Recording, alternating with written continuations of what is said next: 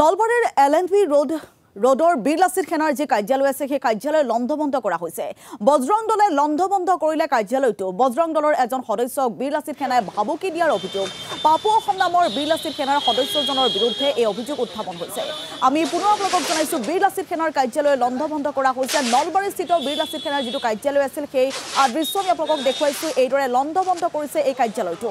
বজৰং দলৰ একাংশ লোক উপস্থিত আছে আৰু এই লোকসকলে এইদৰে ভাঙি লণ্ডভণ্ড কৰিছে কাৰ্যালয়টো।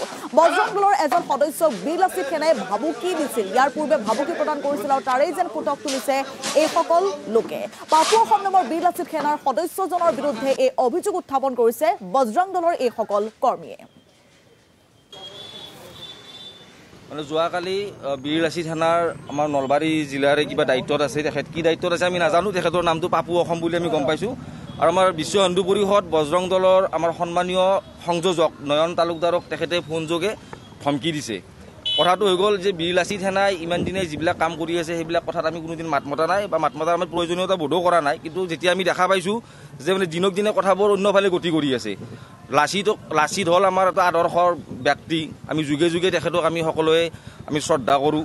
তেখেতৰ আদৰ্শক আমি সন্মান কৰোঁ। তেখেতৰ আদৰ্শৰে আমি সদায় চলি থকাৰ এটা প্ৰয়াস কৰোঁ। আৰু সেইমতে আমি লাচিতৰ যি প্ৰতিচ্ছবি আমাৰ মনত আছে আমাৰ অসমীয়া সমাজত, সেই প্ৰতিচ্ছবি লৈ আমি লাচিতক আমি সকলোৱে আমি মানে লাচিত দিৱস আমি পালন কৰোঁ বা লাচিতক আমি এটা শ্ৰদ্ধা ভক্তি কৰোঁ। কিন্তু আমি দেখিছোঁ যে এতিয়া লাচিতৰ নাম লৈ মানে এই সংগঠনটোৱে মানে যিকোনো কাম কৰি আছে। আমি সেইখিনি কথা আমি সকলোৱে গম পাইছোঁ।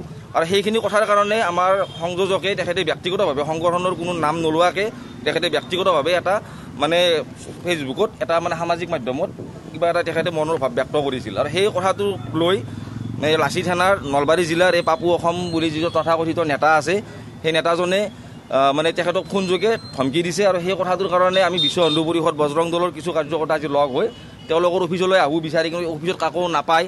আমি অফিচৰ পৰা বেনাৰ চেনাৰ এইবিলাক আমি গুচাই দিওঁ আৰু তেখেতসকলে প্ৰত্যাহ্বান জনাওঁ যে তেখেতসকলে আমাৰ সন্মুখলৈ আহক, আহি আমাৰ লগত কথা বতৰা পাতক।